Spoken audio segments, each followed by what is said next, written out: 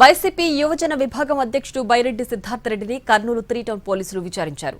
మంత్రి టీజీ భరత్పై చేసిన ఆరోపణలపై పరువు నష్టం క్రిమినల్ కేసు నమోదైంది. ఈ కేసులో 41 నోటీస్ ఇచ్చి విచారించారు పోలీసులు. మంత్రిపై చేసిన ఆరోపణలకు అవసరమైన సమయంలో ఆధారాలతో నిరూపిస్తానని అంటున్నారు బైరెడ్డి సిద్ధార్థరెడ్డి. బైరెడ్డి సిద్ధార్థరెడ్డితో మా ప్రతినిధి Chandrasekhar face to face. YCP యువజన విభాగం రాష్ట్ర వర్కింగ్ ప్రెసిడెంట్ బైరెడ్డి సిద్ధార్థరెడ్డిపై కర్నూలు 3 టౌన్ పోలీస్ స్టేషన్లో కేసు నమోదైంది. మంత్రి టీజీ భరత్ ఫిర్యాదు మేరకు పరువు నష్టం దావా కింద కేసు నమోదు చేశారు. ఈ కేసుకు సంబంధించి ఇవాళ విచారణకు బైరెడ్డి సిద్ధార్థరెడ్డిని 3 టౌన్ పోలీసులు పిలిపించారు. కొద్దిసేపటి క్రితమే విచారణ పూర్తయింది. ఈ విషయాలపై మాట్లాడడానికి మనతో బైరెడ్డి సిద్ధార్థరెడ్డి ఉన్నారు. ఆయనతో మాట్లాడే ప్రయత్నిద్దాం. చెప్పండి, మీ పోలీసులు మిమ్మల్ని విచారించారు, అసలు ఏం చెప్పారు? ఏం లేదన్న, ఆ రోజు ధర్నా జరిగింది కదా, దానిపైన వాళ్ళు పరువు నష్టం దావా క్రిమినల్ డిఫెమేషన్ చేసినారు. నాకు 41 CRP నోటీస్ ఇచ్చినారు. దాంట్లో భాగంగా ఈరోజు విచారణకు హాజరు కావాలంటే హాజరయ్యి చెప్పాల్సినటువంటి చెప్పి రావడం జరిగింది. మీ పైన మంత్రి టీజీ భరత్ ఫిర్యాదు చేశారు. అసలు దీనికి సంబంధించి అసలు పూర్వాపరాలు ఏమి అసలు? అంటే ఇంకా ఆ రోజు మేము ఏమేమి మాట్లాడినామో వాటి ఒకటొకటి తీసుకొని ఆ ఒక్కొక్క నేనేమైతే ఆరోపణలు చేసినాను దానిపైన మీ దగ్గర ఏమైనా ఎవిడెన్స్లు ఉన్నాయా, దేన్ని బేస్ చేసుకొని మాట్లాడినారు అంటే నేను కూడా కొంతమంది వ్యక్తుల దగ్గర నుంచి సేకరించినటువంటి ఇన్ఫర్మేషన్ ఉంది, కొన్ని మీడియా ఛానళ్ళల్లో చూసినటువంటి ఇన్ఫర్మేషన్ ఉంది, కొన్ని పేపర్ కట్టింగ్స్లో చూసినటువంటి ఇన్ఫర్మేషన్ ఉంది.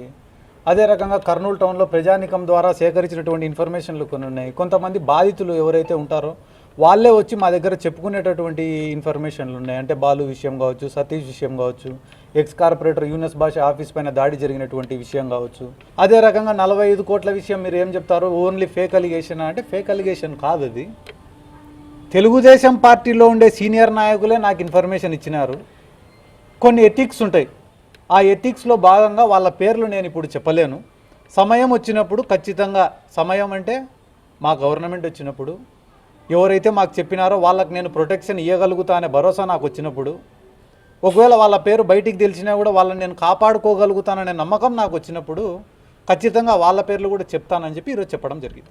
పూర్తిగా నిరాధారమైన ఆరోపణలు చేశారనేది మంత్రి టీజీ భరత్ ఫిర్యాదు.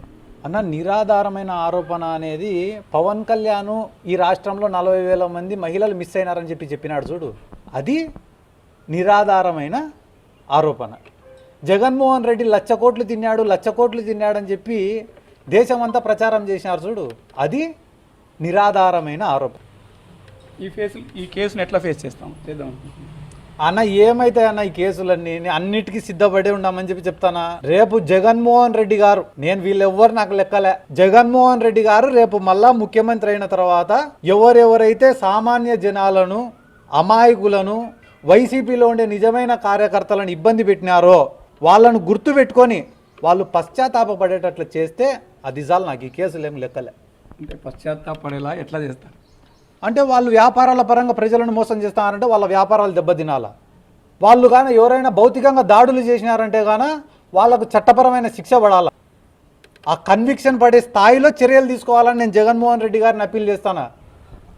మంత్రి టీజీ భరత్ ఫిర్యాదు మేరకు నమోదైన పరువు నష్టం దావా కేసులో ఇవాళ బైరెడ్డి సిద్ధార్థరెడ్డి విచారణకు హాజరయ్యారు. ఈ విచారణలో తనను అడిగిన ప్రశ్నలకు సమాధానం చెప్పాను, తన వద్ద ఉన్న ఆధారాలను సరైన సమయంలోనే వాటిని బయట పెడతాను, వారికి రక్షణ కల్పిస్తానన్న ధీమా వచ్చిన సమయంలో వైసీపీ అధికారంలో వచ్చినప్పుడు వాటిని ఖచ్చితంగా బయట పెడతానని బైరెడ్డి సిద్ధార్థరెడ్డి అంటున్నారు. కెమెరామెన్ మధుతో చంద్రశేఖర్, NTV, కర్నూలు.